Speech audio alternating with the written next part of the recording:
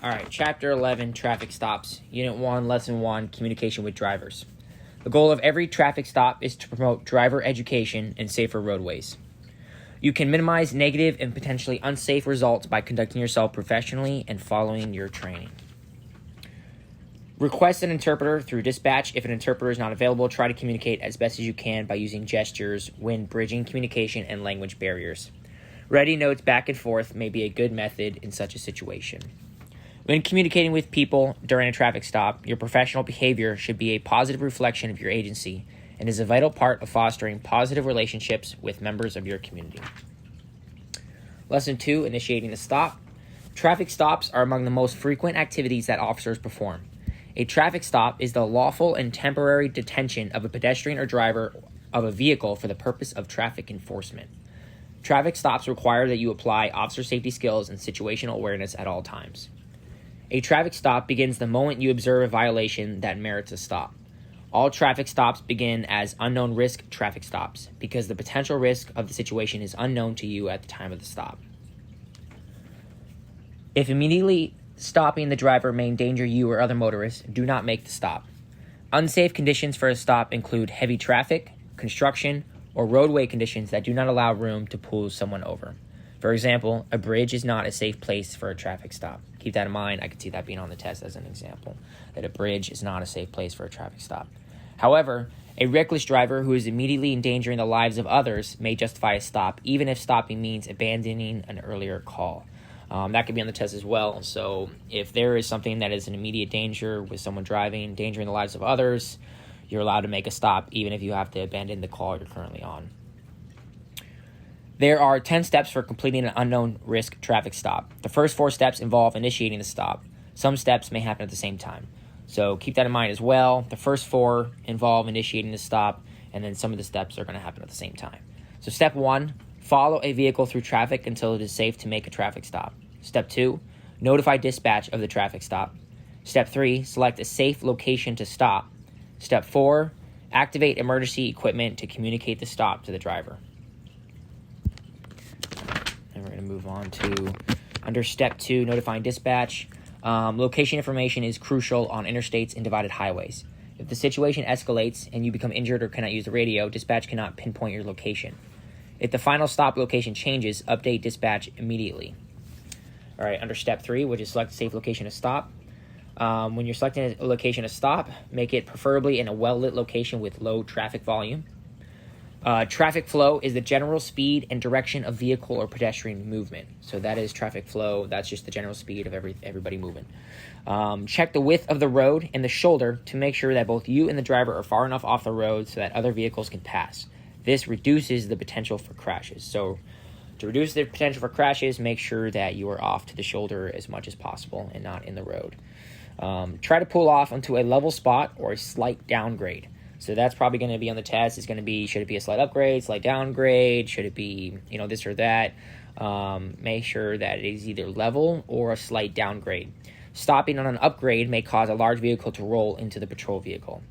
Do not make a stop on a blind curve or close to a ramp, close to a crest of a hill, or where road conditions could cause other vehicles to hit the patrol vehicle. So with the previous stated one, you don't want to stop if you're on a bridge. It's saying here that you don't want to make a stop on a blind curve either. You don't want to do it close to a ramp. I'm assuming that means an on or off ramp. Close to the crest of a hill so people can't see you, or road conditions that would cause other vehicles to hit the patrol vehicle. Under step 4, which is activate emergency equipment, once the driver acknowledges that you have directed them to stop, 1, follow the vehicle as the driver changes lanes. 2, follow the vehicle at a safe distance. And 3, direct the driver to a safer location if you are uncomfortable with the initial location. So I can see that being a test question where they say the driver stops, at a location that is not fit for, a safe stop. What do you do next?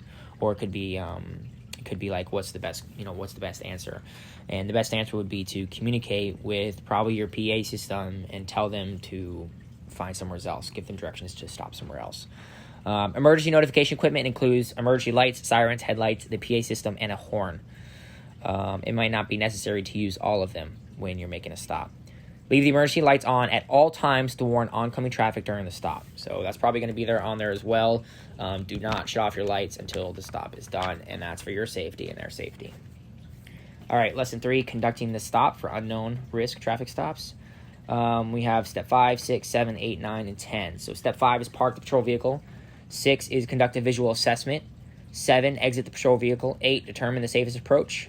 9, interact with the driver and passengers. And 10, choose a course of action. So step 5, because of roadway conditions, traffic, and other environmental factors, each traffic stop is unique. Every traffic stop is different. After stopping the driver in a safe location, park your patrol vehicle a safe distance behind the driver's vehicle, about 1.5 to 2 car lengths behind the vehicle. So when it comes to unknown risk traffic stops, it is 1.5 to 2 car lengths behind the vehicle. And I believe when it comes to the other high-risk traffic stops, they were saying it's 15 to 20 feet. I'll get there in a minute. But keep that in mind that unknown traffic stops is 1.5 to 2 car lengths behind the vehicle. If the driver stops on the right side of the road, position your patrol vehicle in an offset angle position. Align the center of your vehicle's hood with the tail light of the driver's vehicle and point your vehicle's nose outward into the flow of traffic. This creates a safety corridor. Angling the vehicle may also provide cover if the driver shoots a weapon. So remember, if someone stops on the right side of the road, you're going to angle your car slightly to the left. You're going to make sure the middle of your hood lines up with their left tail light. And then you're obviously going to angle your wheel well to the left. That way you can hide behind the wheel, which gives you more cover. Let's see. Position the backup patrol vehicle. To avoid blinding or silhouetting the primary officer, you should use only rear emergency lights. So if you're the backup officer, you're only going to use rear emergency lights. Then we're going to move on to step 6, conduct a visual assessment of the driver's vehicle and occupants. Assess the vehicle for signs of danger before you exit your patrol vehicle. Step 7, exiting the patrol vehicle. A silent exit from the patrol vehicle may give you time to approach the driver's vehicle and assess the situation before the driver reacts. Adjust your portable radio volume to low. So they might ask, what's a good technique for being able to approach the driver before he knows you're there? Well, that could be lights, but, the book's also saying here, too, that a silent exit, closing in your door softly. Step 8, determine and apply appropriate approach techniques. At night, avoid crossing in front of the headlights, which would reveal your position. If you need to approach from the passenger side of the driver's vehicle, walk behind your vehicle. So if they're asking, how do you approach a driver's side, how do you approach a passenger side of a vehicle during a traffic stop, you would say you walk behind your vehicle. And if you're approaching the driver's side, then obviously you don't need to walk behind your vehicle. Touch the trunk lid during every traffic stop, even if the trunk lid appears closed. Now, when you're approaching from the driver's side option, stay close to the driver's vehicle. At night, hold your flashlight in your support hand. When approaching the vehicle, if you see a passenger in the back seat, drop at the back edge of the rear window, also known as the C-pillar.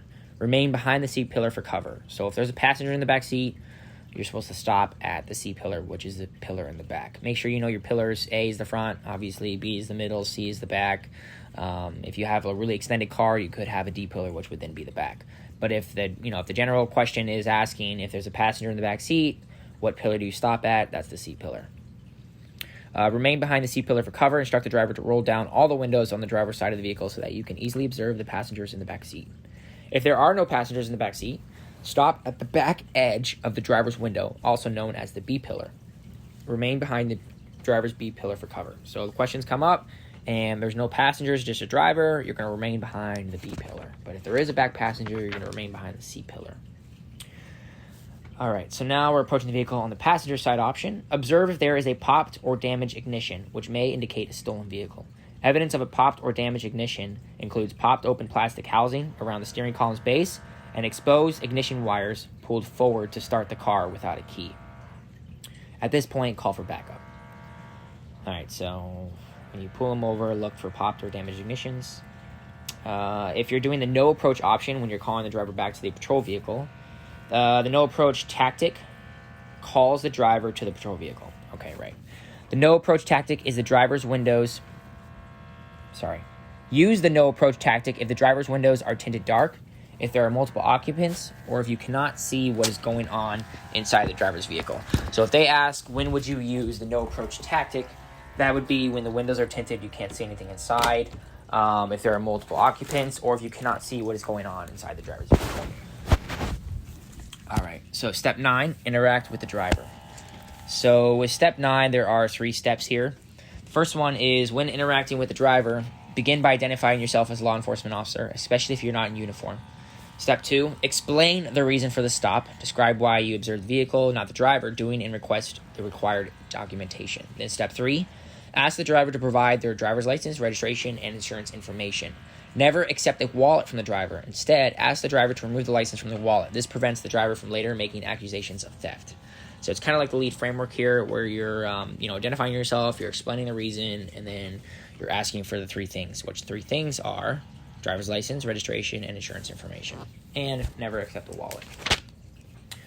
Driver and vehicle information. If the driver does not have identification, ask for the social security number. I can see that being on the test as well. You can say, hey, the driver's license doesn't have a driver's license. What next are you asking for? You can also, compare information on the vehicle registration to the VIN, make, model, and year. Then we'll move on to several states have a third sex or gender option, usually designated by the letter X.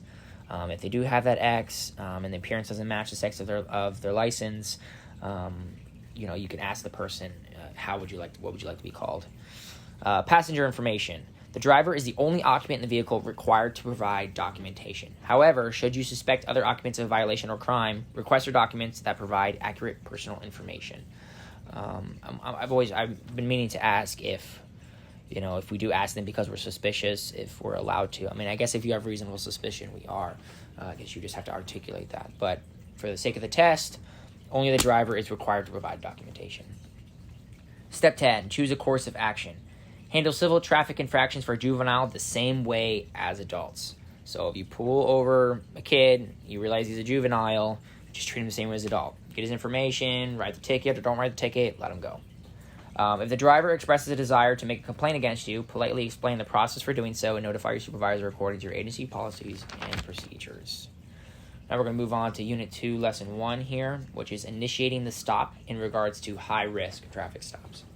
A high-risk traffic stop happens when you reasonably believe that the vehicle was stolen or used in the commission of a felony, or that the occupants of the vehicle has committed or is committing a enforceable felony or a crime of violence, may be armed and dangerous, may have an active violent felony warrant, or pose a higher risk to yourself or the public. So these are the 4 things that would give you reason to do a high-risk traffic stop. I'll go through them right here again. Has committed or is committing a forcible felony, may be armed and dangerous, may have an active violent felony warrant, or pose a high risk to yourself or the public. Steps for initiating a high-risk traffic stop. There are 10 steps as the same as unknown stops. And we're going to go through the first 4 right now. The first 4 steps occur when the primary officer initiates a stop. Some of the steps may also happen at the same time. Step 1, identify a vehicle or suspect. Step 2, identify the location of the stop. Step 3, coordinate with other officers. Step 4, initiate the stop. Okay, under Step 1, which is identifying a vehicle or suspect, request a secure channel and provide dispatch your location and travel direction and the suspect's vehicle's location and description. And you're also going to include the vehicle make and model, the vehicle color, license plate, visible damage, special markings, aftermarket modifications, and then obviously safety issues such as tinted windows, gun racks, grill guard, and then the number and description of the occupants. Do not conduct a high-risk traffic stop alone unless the driver's behavior forces action. Conduct the stop alone only if the driver's actions or vehicle movement places you, the driver, or the public at immediate risk. So the only time you'd probably do it by yourself is if the guy just starts running people over, hitting people, doing something crazy, then obviously you're going to have to do it yourself. Waiting for backup. It is recommended that you request and, if possible, wait for backup before acting in a high-risk traffic stop situation. Communication is an important task for you in any traffic stop. Step 2, which is identify the location of the stop. I don't have anything highlighted under here. You're just making sure you're giving out the location. Make sure it's in a safe place. Make sure it's not where heavy pedestrian or vehicle traffic are. Step 3, coordinating with other officers. Usually, the initiating officer serves as the primary officer. There are exceptions to this rule. For example, a canine unit may relinquish the role of primary officer to a patrol vehicle. All right, so in this one here, it's basically just saying that the person who initiates a stop is going to be primary. It's saying that a canine unit may give control to you as a road patrol because maybe they need to focus on their dog and not focus on calling the stop. Initiating the stop, which is step 4. All officers must turn on their patrol vehicles' emergency lights to direct the driver to stop and are to keep them on throughout the entire stop. So that's all officers, all cars, I'm assuming. This includes takedown lights, high beams, and spotlights. The lights may help protect officers from potential attack by the suspect. Using blinding light for safety can be effective during night or day. So I guess with the unknown stop, they were saying if you're back up, you're only going to use your rear lights, where here for the high risk, it's saying that everybody's using their emergency lights. So I'm assuming that probably more takes of, everyone who's in the fan, as long as they're not silhouetting each other, they're probably all going to use their lights. But if you're somewhere in the back, you're probably going to only use your back lights. All right, lesson 2, which is conducting the stop. For high-risk traffic stops, you have 5 through 10. Step 5, position the patrol vehicles. Step 6, decide officer assignments. Step 7, issue commands. Step 8, secure the suspects. Step 9, clear and search the vehicle. Step 10, conclude the stop. Step 5, position the patrol vehicles. Officers should stop at a safe distance behind the suspect's vehicle, which is 15 to 20 feet, as more distance provides more protection. So remember, with the unknown risk, it's 1.5 to 2 car lengths. With the high-risk stops, it's 15 to 20 feet, as you need more, and then obviously note that more distance provides more protection. And then, let's see if we go from there. Officers should also keep their patrol vehicle engines running in case they need to react to changes in the situation. If your siren is activated, turn it off. Generally, the primary patrol vehicle should offset towards the driver's side of the suspect's vehicle. Lastly, make sure you have room for a takedown area. A takedown area is a tactical area of advantage for the officer to handcuff and search the driver or passengers. So you'll have the suspect vehicles, then you have the takedown area in front of the patrol vehicles, then you have the patrol vehicles, then you have the safe area behind the patrol vehicles. The positioning of the backup vehicles will also be dictated by the location and terrain of the stop. Your patrol vehicle is usually the most effective and readily available cover. This includes the door frame and the rear of the vehicle. Pursuit considerations. If the vehicle stops and any suspects flee the vehicle, initiate a BOLO, set up a perimeter, and continue with the high-risk stop. If the vehicle stops and any suspect flee the vehicle, initiate a BOLO. So make sure you stay with the vehicle if suspects do flee, but you'll need to initiate a BOLO and set up a perimeter. Do not go chasing after the suspects. Step 6, decide officer assignments and taking command. Only one officer should be giving instructions. The contact officer is responsible for handcuffing the suspect and searching the suspect before securing them in a patrol vehicle. Step 7, issuing commands. If an occupant absolutely refuses to exit the vehicle, treat them as a barricaded suspect and consult your agency policies. So if that question comes up on the test, if an occupant absolutely refuses to exit the vehicle, treat them as a barricaded suspect. You're not going to try and get them out yourself. Removing passengers from the suspect's vehicles. Do not remove any passengers from the vehicle until you secure the driver in the patrol vehicle. However, if the driver is uncooperative and refuses to exit their vehicle, remove the passengers from the vehicle. Only one suspect should be taken out of the vehicle at a time. So this is a lot of information right here that seems pretty important for the test. One suspect's taken out at a time. The driver needs to come out before anyone else. And if he's uncooperative and refuses to exit the vehicle, then you can go ahead and remove passengers first. So you're going to go with the driver first. Driver gets out, great, go with passengers. If the driver doesn't want to get out, then you switch to the passengers. And then from there, make sure whoever you're taking out, it's only one at a time. The +1 rule assumes that if you find one of something, there is another. Step 9 is clear and search the vehicle. We obviously went through that. Step 10, conclude the stop. If the occupants of the vehicle are not the suspects, explain the reason for the stop. For example, their vehicle matched the description of the vehicle used in the robbery, and then release them. Obviously, make sure you kind of follow the lead framework where you're explaining your actions, you're treating people with dignity, you're being respectful if that's not the case. So if that comes up on the test where it says, you find out after doing a stop that they are not the people, you just simply release them. And that concludes Chapter 11.